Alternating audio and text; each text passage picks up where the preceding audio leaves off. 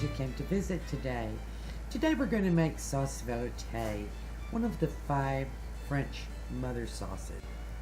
This is a very short ingredient list, but pause and write them down. And hey, if you find this helpful, if you like our videos, please indicate by liking and subscribing, and please share widely. We appreciate it. You know, looking for information on making sauce veloute can be pretty confusing. I've got a quart of broth here. I'm probably going to use about 3 cups, but I'll have extra just in case I need it. You should be using a light broth. This is a 1/2 stick butter or 1/4 cup. Light broth is broth where the bones have not been roasted, and usually chicken, veal, or fish. That's also a 1/4 cup of all-purpose flour, by the way. I don't actually have light broth. I have my turkey broth where we did roast the bones, so we're going to go with that. But I just want you to know that the recipe calls for broth or stock where the bones have not been roasted. In a heavy pan, this is my enameled cast iron, I'm going to melt this butter slowly. Don't want any burning. Remember, in all of these sauces, we're going to keep our pan, our heat, on medium-low and use a heavy pan. You see these bubbles that are coming up? We're going to give this butter time for some of those bubbles to break up, for some of the foam to start clearing. Then I'll add our 1/4 cup flour, all-purpose flour. As far as finding information about sauce veloute, when you're looking, you're going to find some pretty vague directions. As far as the proportions go, the broth directions can be anywhere from 3 cups to 6 cups, according to which recipe you're looking at. And I'm trying to give you a recipe that has a little flexibility and will give you a good product at the end. Remember, this is not a final product. This is an ingredient. So your desired results may be different depending on what you plan to do with the sauce veloute when you're done. In our next video, I'm going to give you a couple of ideas on that, but I'll talk a little bit about it now. But first, we'll take the next step. So this roux has cooked for about 2 minutes, enough to cook off the pasty flour taste. We don't want any color. This is a blonde roux. It's a light sauce. So you see, I add just a little bit of cold broth into the hot roux. That's the best way to make sure you don't get any lumps. And whisk very well. You see how that thickens up? At the beginning it thickens up pretty quickly, so I'm adding it just a little at a time and incorporating it in. That way you don't get a great big lump that won't whisk out. Pull it down from the sides. This pan is kind of oval, and so stuff cooks up the sides. We're going to stir as we go, and then you see these little bubbles. When you start getting those little bubbles, you can add your next increment of broth. And we're going to do this until we get all 3 cups incorporated in.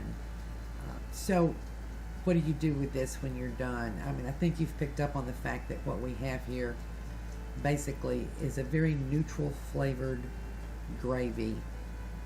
It's called a sauce, but you know, if you've been making it all your life, you've probably been calling it gravy. And mother sauces are basically not things that are served on their own. They are parts of other things. So sauce veloute, you see the little bubbles? When I get those bubbles now, I'll add a little more broth until I get up to the 3 cups.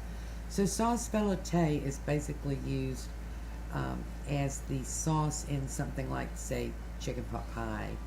I'm going to make a casserole with this, which I'll show you in my next video.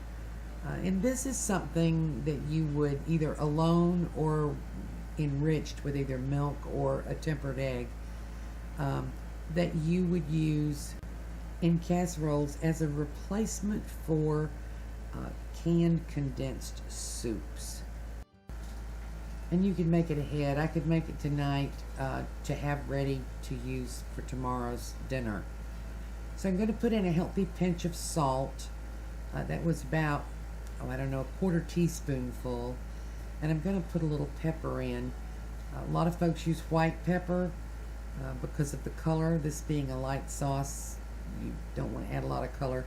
But I'm going to use black pepper because it doesn't matter, and there's not enough of it to actually affect the color much. And sometimes I even use red pepper flakes.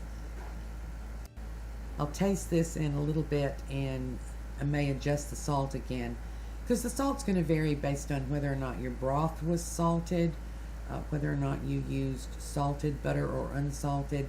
All the directions say use unsalted butter, but it really doesn't make that much difference as long as you adjust the salt to taste, which you should always do anyway.